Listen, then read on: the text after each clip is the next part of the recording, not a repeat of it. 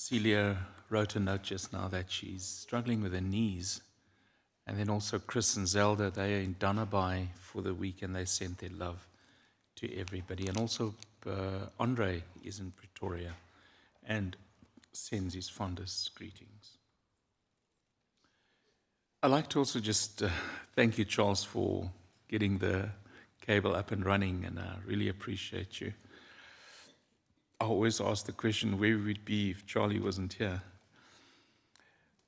This morning's lesson, brethren, is a question that come out of a discussion we've had a few weeks ago and last week, especially when we speak about the belief system within the Pharisees and also how that would have had a conflict directly with how Christ views his teaching.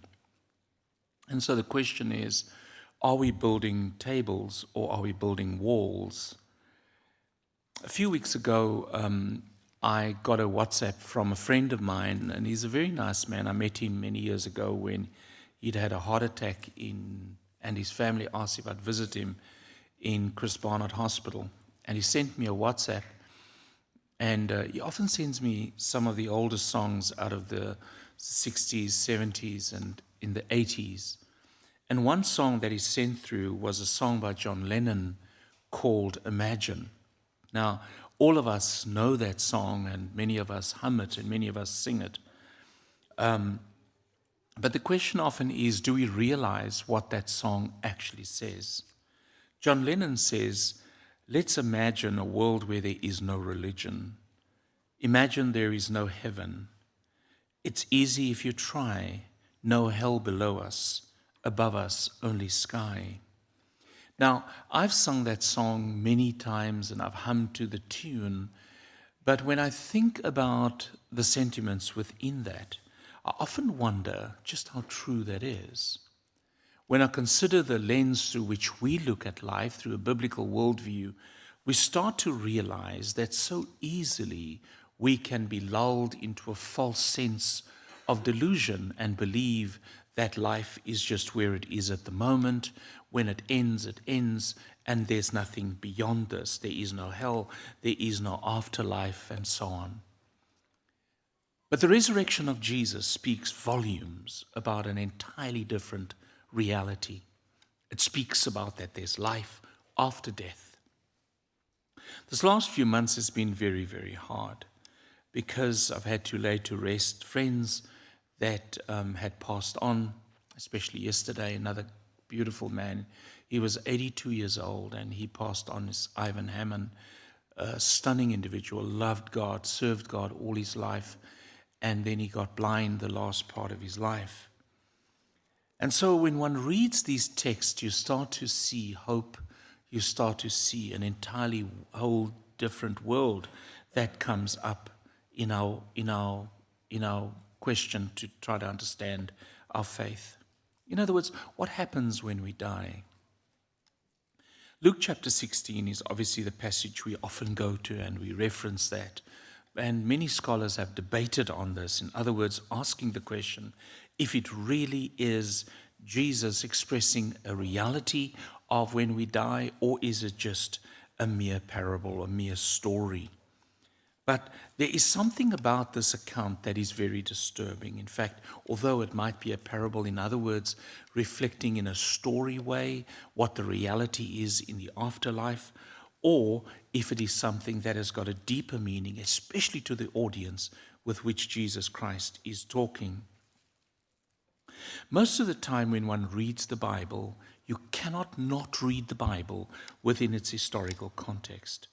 We often see that Jesus Christ, in the way that he teaches, in the way that he responds, in what he says, is often in response either to controversy that has come up, either a challenge or into a critic or an inaccuracy that Jesus Christ will help challenge people's assumptions, flip the script, and help them understand what God's perspective on things are.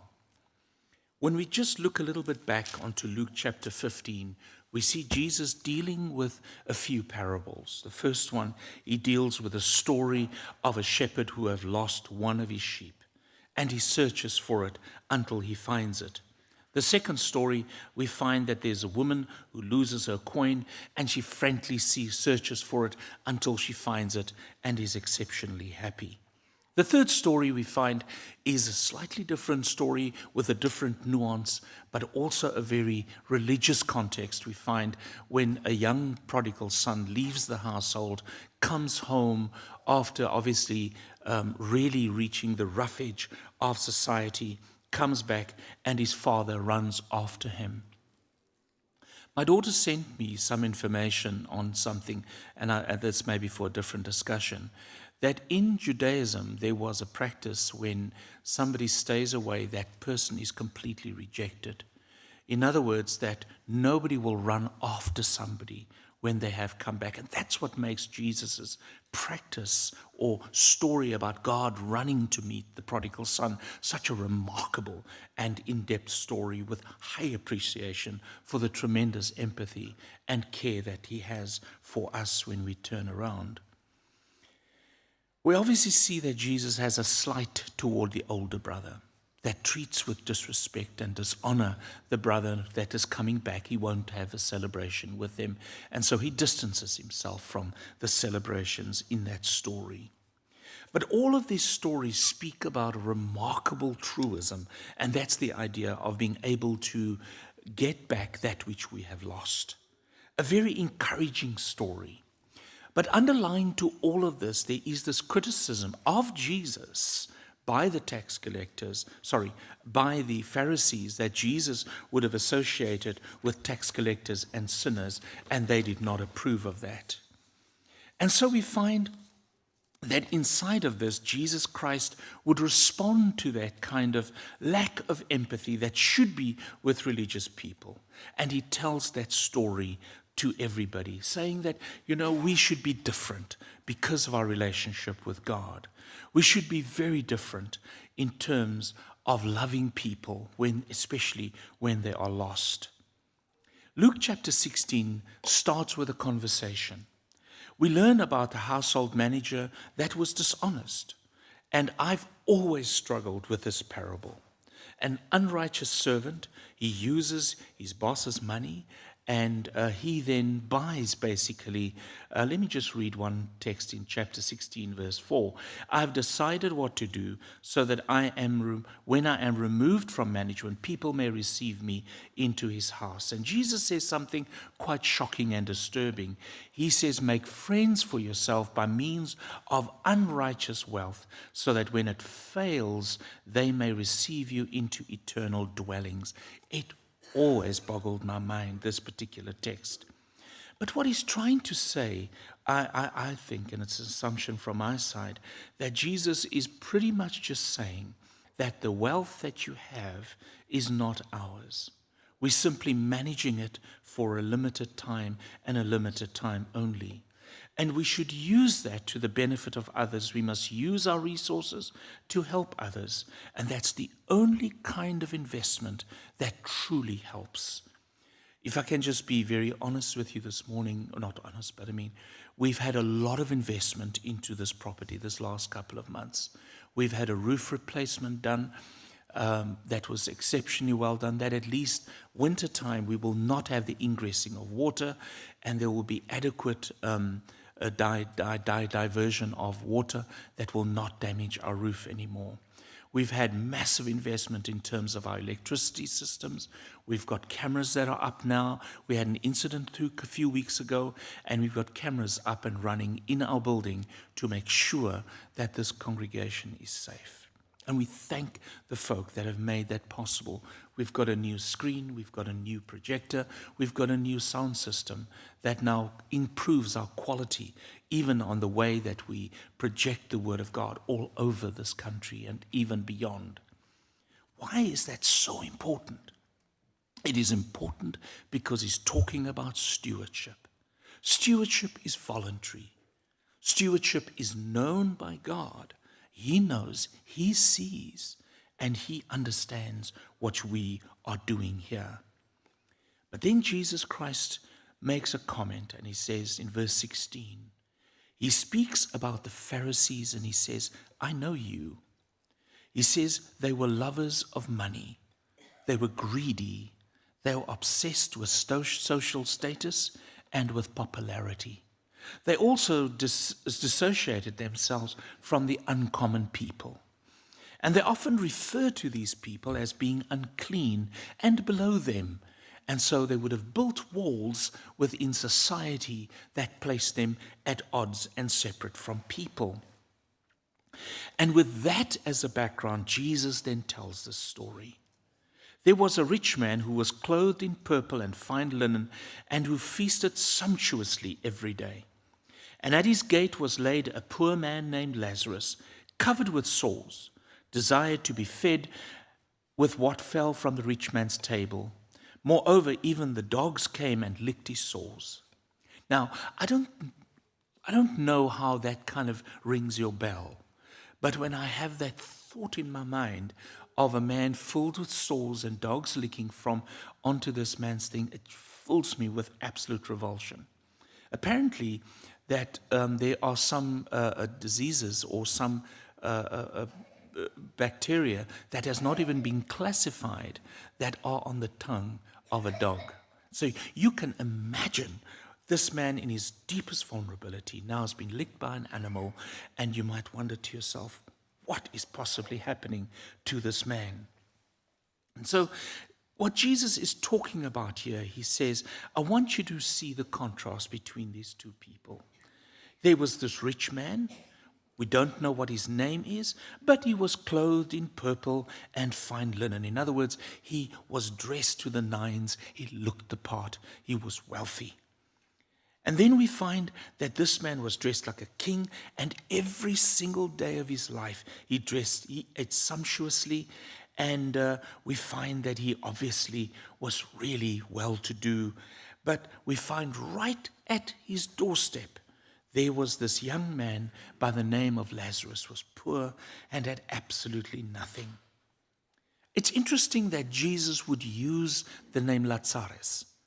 And Lazarus is an interesting name, which means that God is my help. And it's ironic that this particular name is used in this account, because I would imagine a man at complete loss. There are no resources that can help him, no support system. The only person that can be there for that man is God. And so hence Lazarus.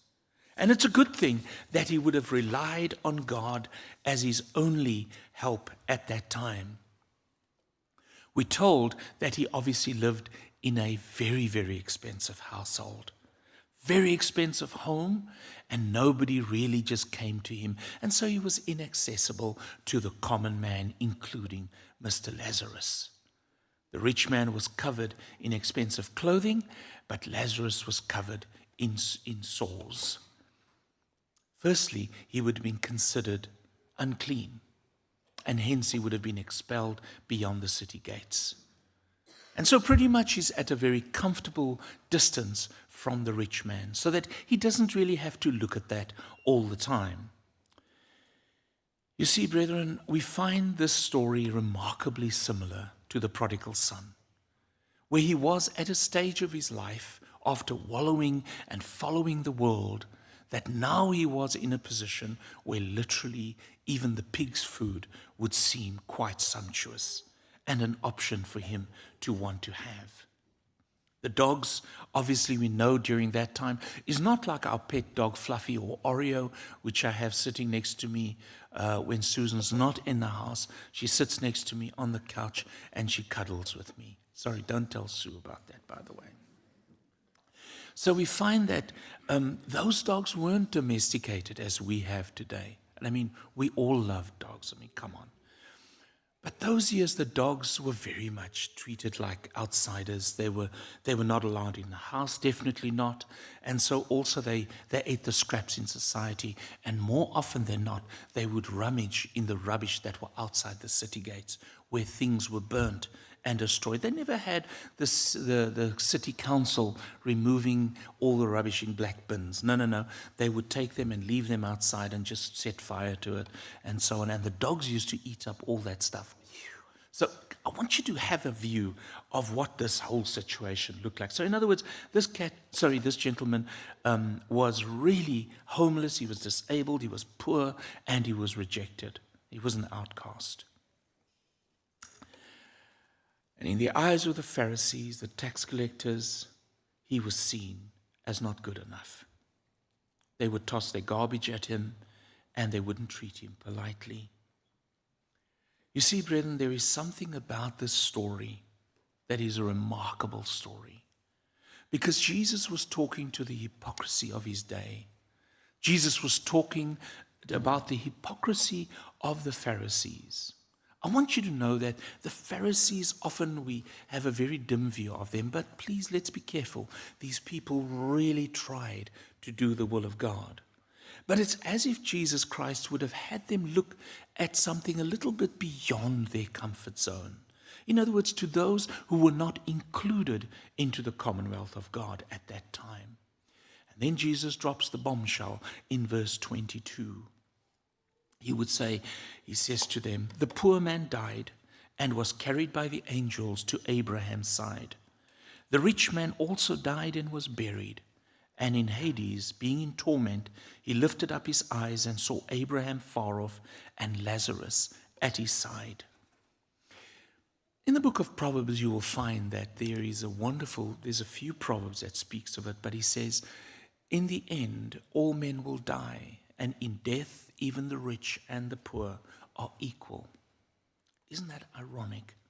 Somehow we have bought into this idea that we are more. Similar, we find in the story of Jesus Christ, he speaks about the rich man, he died and he was buried. Now, I would imagine because of his status, it would have been a remarkably impressive funeral. And we find the story of Lazarus, he died. We don't know how his body was disposed of. The other day, Sue and I went to the Memorial Park here in Durbanville, and I'm not quite sure if you remember about a year or two ago, one of the very big drug merchants or drug captains on the Cape Flats was buried. And I watched part of that clip where they showed this tremendously big hearse arriving there, and out came this coffin, and it was just very impressive. Everybody, they flew doves all over the place, and it was quite amazing. And so I spoke to the gentleman that tended this memorial park just here in Durbanville, and he says, sir, I'll be honest with you, I've never seen something that impressive in my life as working in the cemetery. And then I said to him, sure, every week you must find people coming and putting on flowers and on their grave. He said, isn't it quite ironic? Not one single person has ever been there in the 2 years that I've been here. That's interesting. It just shows you. And then there was another gentleman that I met. Every single week he puts fresh flowers on his wife's grave. Every week. Isn't it ironic, the difference? In the same way, we find the stark difference with this situation here. You see, this man was obviously died and so on, but here's a switching of the tables. In eternity, we find that the rich man now, who had all the luxuries in his life, now was going hungry. He was thirsty. In Hades, there was not a drop of water to quench his thirst. But I want you to listen to the story as it unfolds. In verse 24, Father Abraham, the rich man, calls out and he says, have mercy on me. So he speaks to Father Abraham and he asks Father Abraham to tell Lazarus to dip the end of his finger in water and to cool his tongue. I'm in anguish in this flame, he says. You see, it's ironic because it seems to me that this gentleman who had this disposition of being served all his life, quite rightly so, probably due to his status and the social structure, now thought he could have the same kind of impact in the afterlife. Send him down to help me out. Verse 25, Abraham says, child, remember that in your lifetime you received your good things, and Lazarus in like manner the bad things. But now he is comforted, and you are in anguish. It must have been horrible for him. No one ever desires that kind of thing for anybody, no matter who the person is. But I want you to listen to Mary's song, Jesus' mother. She sang a song, and in the song she says that God, he has brought down the mighty from their thrones and exalted those of humble estate. He has filled the hungry with good things, and the rich he has sent away empty. What I think we see here is the great reversal. The great reversal that maybe at the time of going through those difficulties here, there would be a place where everything will change. You see, brethren, what we do know is that judgment is blind. Judgment plays no favorites. And we see inside of this environment that things are very uncomfortable. The kind of illusion we build in this life is definitely different. And what Jesus does for us in this story, he unveils the realities of what lies beyond. He also unveils it especially for the Pharisees that had a remarkably reprehensible disposition toward all those who were not like them. C.S. Lewis once says, the biggest challenge of the doors of hell is that they are locked from the inside. In other words, they are locked from the inside, where literally we are filled over time with being so entrenched and ensconced with our own selfishness that we cannot even imagine life outside of it. We no longer care about what God wants.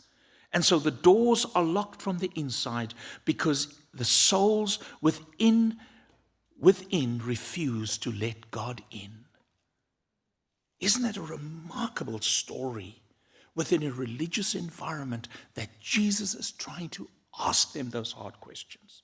I want you to think not only about obeying the law and the rules, but also to be compassionate to people who are outside. And then Abraham answers him and says to him in Luke 16:26, beside all of that, Abraham said, between us and you, a great chasm has been fixed, in order that those who would pass from here to you may not be able, and none may cross from there to us. Jesus' point is that death is final. You cannot change sides when you die. You cannot change your destiny. And no matter how much you would believe that there is a thing called where you can pray that God would take people out of, what is it called? Purgatory. It doesn't exist. Purgatory is a myth and a construct, a religious construct. It is appointed unto men once to die and then to face the judgment. You see, brethren, what we see here. Lazarus now is lying in a gated compound. You see, brethren, you never invited him into your home before, and certainly he's not coming to you now. He's never been welcome in your home, and you rejected him while he was on the earth. And now God has made that reality, which you constructed, made it a reality, and said, I will fix it. That there is no way through this. Verse 27, then I beg you, Father, to send him to my father's house. I have 5 brothers. Please that they may warn them, lest they also come to this place of torment. Luke 16:27 to 28. You see, brethren, only in the end, the rich man thinks about anyone else but himself. And so he begs to send to Lazarus for his 5 brothers that are still alive. And he says, please, Lord, I don't want them to come there. Even in Hades, the rich man thinks he's in a position to call the shots. Isn't that ironic? He wants to order Lazarus to leave Abraham's side in order to serve his 5 living brothers. Have you noticed that even in his seemingly altruistic and caring way, he is still only self-centered? He doesn't care about anybody else, about my family. But you also watch a few things about the disposition of this man that firstly, it's significant that the rich man doesn't repent. He doesn't apologize. He doesn't confess how blind his privilege had made him to Lazarus' suffering. He doesn't ask Lazarus, please, Lazarus, I'm now talking to you, please forgive me. He asked for relief, but he doesn't ask for forgiveness. He's not actually concerned with the issues of the heart. He's only interested in being self-reflective as far as it's affecting him. He's just concerned about his circumstances. His introspection doesn't ask, what got me here? The short-sightedness is remarkable. Secondly, it seems like the rich man still wants Lazarus to serve him. Hey, Abraham, let Lazarus come over here to serve me. Get Lazarus to do an errand for me. He still seems that he feels that he's still in a place of honor and status. Thirdly, he seems only to be caring for his own people. And almost one asks him, think bigger, sir. Think bigger. Send him to my family rather than sending to everyone that would hear. Please tell him, don't come here. Please don't come here. And then Abraham puts him in his place and says to him, sir, they have Moses and the prophets, let them hear him. They have what they need. They have everything for life and godliness. Isn't it a profound reality that when you think about what Jesus Christ was talking about and what Abraham said, he's telling you that inside of the story of the law and the prophets lies the gospel of Jesus Christ. And when you reflect on it, you say, absolutely. It speaks about the resurrection in the book of Job. It speaks about the virgin birth in Isaiah chapter 9. It speaks about the covenants of God right through from Genesis all the way through to Malachi. He speaks about the resurrected Christ in so many ways, all through the Old Testament. And so if they were serious about God and his cause, they would have realized that even in Isaiah, he said, I want the Gentiles to be part of my covenant, even in the book of Jeremiah. The Bible is littered. That is why he said to them, he says they've got what they need. And here again we find the arrogance of the rich man is profound. He says, no, Father, but if someone goes to them from the dead, they will repent. And so he even argues when he's got no power, he's got no pull. And then think about his argument. He says, I really don't like what you are telling me. I want it to be done my way. Isn't that sometimes how we are, brethren? I want it done my way. And God is saying, hey, it has always been his way. He says, make someone do something ridiculous and extravagant that will wow them, Lord, so that they will turn. And then we find that Abraham says again, if they did not listen to Moses and the prophets, neither will they be convinced if someone should rise from the dead. That story gives us a completely new twist, brethren, because Jesus was talking about his resurrection. He's talking about, I'm going to come again. He's talking about that he would be the one to speak about, to make the blind to see. And here we find the tragedy, brethren, that even there he was warning the Pharisees. You are dealing with a living God. You see, brethren, and what he was saying is, you cannot wow people into heaven. The greatest wow is the resurrection of Jesus. You see, they need not more signs, they need new eyes. I want us to see that the rich man's sin wasn't that he hurt Lazarus. That's not the worst of it. The rich man wasn't a monster. Please don't see that. He was just indifferent. His comfort had blinded him willfully not to see the need that God had on his horizon right in front of him to take care of. Who is it lying in front of your gate? Who is it that you're pretending not to see? Who is it that you are convinced isn't our problem? And what exactly are we building? Bigger walls or bigger tables? You see, Jesus didn't come to build walls. He came to tear them down. I love Robert Frost, his poem that said mending fences.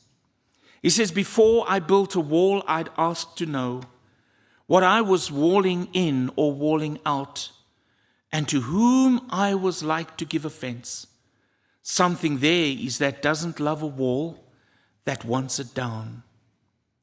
You see, brethren, Jesus Christ wants us not to have an obsession with the kingdom of kingdom, or even build a comfort around that. But he wants us to use that which is an unrighteous God for good in his kingdom. You see, we need to extricate ourselves from the love of money, popularity, and comfort, and build tables big enough to accommodate even those that the world rejects.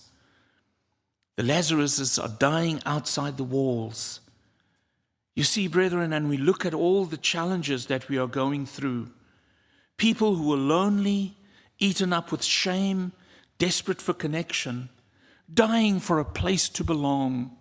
And brethren, that is what we are here for, to help people. You see, the story of all of these things is a story about us. That's the way the Pharisees thought about the Gentiles, all of us. And yet God has said to us, it's not about good or bad people. The story is about the idea is to consider your life and my life through the eyes of God. Consider your and my life when we take the Lord's Supper, not just as a reiteration of his covenant with us, but also the covenant promises that he has for everyone who is not like us. So that in terms of our relationship with God, we become more inclusive, but exclusively through the one way that Jesus Christ has presented. Not arrogantly, but humbly, because we have a humble disposition toward God. In Jerusalem, you will see that there are stones all over the place. A once majestic temple now lies in ruins. I was reminded in my discussion with Willie that during the time of the sacking of Jerusalem, the Roman soldiers used to rip up those big boulders to get to the gold that had melted in between those rocks. They were after that gold. And it made Matthew 24 true when Jesus says, not a single rock will remain here untouched. It was the greed of humanity that destroyed the temple of God. Let us never let the greed that will war against our souls, self-interest and selfishness, cause us to build walls that eventually will be broken down anyway.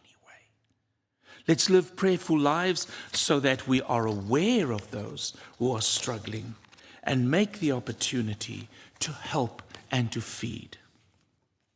In our discussion the other night at Love Where We Live, we spoke about vagrants that are on our streets.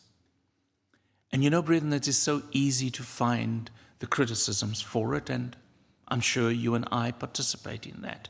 I know I do. And I spoke to two people, a lady by the name of Ilse Martens, and she handles a charity called Mess up here at the Durbanville bus shelter. And what they do is they feed people on the streets. Then also a company called U-Turn. And what they do is they sell tickets there that you can give to somebody on the streets. You can buy them a little coupon. And what it does is it gets them to have a shower, have a meal, and also be able to have a bed at night. You know, brethren, it's those little things that we can do to help restore the dignity of humankind. After all, we do know that they've been created in the image of God. And the small differences we can make is also help people to be reskilled and reintegrated into society. That's what makes us different.